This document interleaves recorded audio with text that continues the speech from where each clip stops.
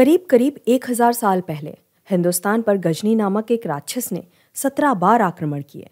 इन आक्रमणों में से सिर्फ सोमनाथ मंदिर पर हुए आक्रमण के किस्से मशहूर हैं, पर भगवान कृष्ण की भूमि मथुरा का हाल हमेशा अनसुना रहा है। महमूद गजनी का शाही लेखक और इतिहासकार उतबी ने तारीख़-ए-यामिनी की किताब लिखी थी।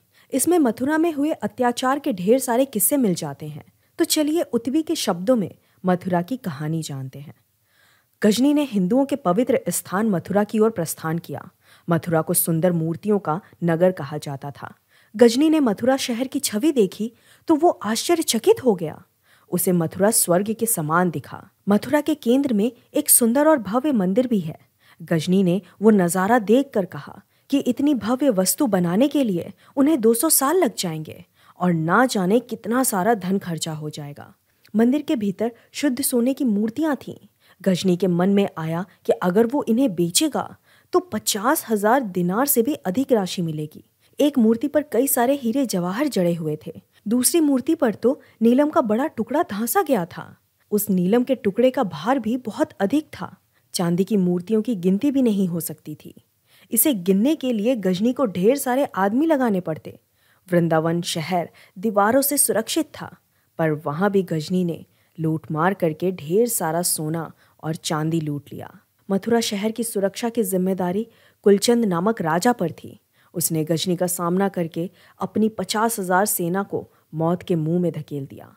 गजनी ने एक एक आदमी को मारकर नदी में बहा दिया। दुर्भाग्यपूर्ण हार देखकर कुलचंद ने अपनी बीवी समेत आत्महत्या कर ली। ये देखकर गजनी को लूटमार करने के लिए आसान रास्ता मिल गया। सोना चांदी के साथ गजनी को 185 हाथी भी मिले, जो उसकी सेना की ताकत बढ़ाने के लिए काम आने वाले थे। इस घटना का जिक्र गजनी के शाही लेखक उतबी ने किया है। हमने सोमनाथ मंदिर पर हुए आक्रमण का जिक्र पहले ही कर दिया था, पर आपके जानकारी के लिए बताऊं कि गजनी ने सोमनाथ से पहले मथुरा लूट लिया था। आज के दौर में मेरठ में एक शाही मस्जिद है, जिसका निर्माण गजनी ने हिंदुओं और बौद्ध मूर्तियां तोड़कर किया था। इतिहासकार मानते हैं कि गजनी के 17 आक्रमण में से मथुरा 9वें नंबर का आक्रमण था। हम मथुरा में हुए बर्बादी से जुड़े बेहद सारे सबूत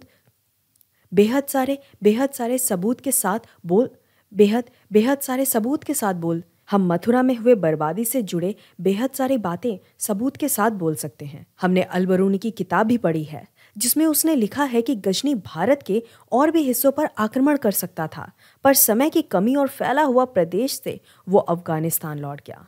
वीडियो के आखिर में हम बस एक सवाल पूछना चाहते हैं कि ये जो अयोध्या, मथुरा, काशी जैसे हिंदुओं के पवित्र स्थान हैं, इन पर आक्रमणकारियों ने बार बार आक्रमण किए और हिंदुओं के मंदिर तोड़कर वहां अन्य इमारतें खड़ी कर दी। क्या हिंदू अपनी विरासत दोबारा हासिल करने का अधिकार नहीं रखता? जो बातें हमने कही हैं वो किसी भी हिंदू लेखक की किताब में आसानी से मिल जाएगी, परंतु हमने ना सिर्फ मुस्लिम लेखकों की किताबें पढ़ी, बल्कि खुद गजनी के ज़माने के लेखकों का भी आधार लिया। जब भारत का गैर हिंदू इंसान इन बर्बक लोगों की महानता मानने से इनकार करेगा, तब जाकर भारत के हिंदू भी दर्दनाक इतिहास भुला देंगे।